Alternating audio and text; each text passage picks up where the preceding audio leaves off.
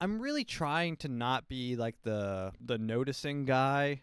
I don't want anything to be like, oh, it's these guys again. But on YouTube, he's called Predictive History. But he says that it is part of their fulfillment of prophecy being faced with the entire world hating them, and then the rising up of the new Messiah will rise up and lead them to war against all other nations, fulfilling their prophecy of whatever. I don't know what they do. They want everyone to hate them.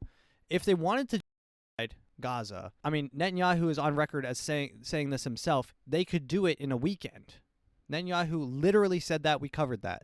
What they're doing right now is mass sacrifice on television, on TikTok. They want enemies. They need enemies. Enemies actually galvanize Israel, the nation of Israel. It is unfortunate when you do research and you find out something just points back to Israel. It is unfortunate. Ghislaine Maxwell, her dad, womp womp, the Mossad, Jewish intel. Larry Silverstein, 9/11, womp womp, Jewish.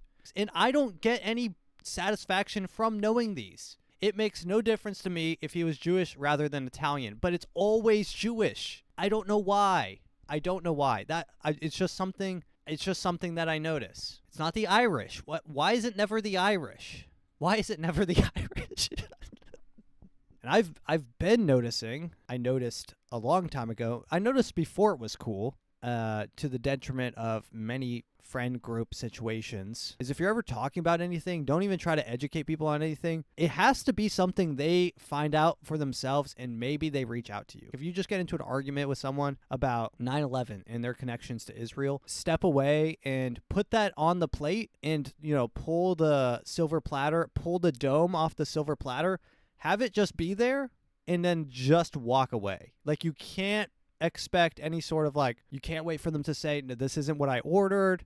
I didn't order this conspiracy. I didn't want to hear this. A lot of people actually don't want to know any of this information. I don't want to know any of this information, but it is information that Larry Silverstein invented terrorism insurance for his Twin Towers, and he didn't show up to work on the day of 9/11. Interesting. Netanyahu referred this week to a community pushing out preferred messaging to U.S. media. Benjamin Netanyahu alluded to a cohort of Israeli influencers. How do we fight back? Influencers. According to previously unreported recent documents, these influencers are likely being paid around $7,000 per post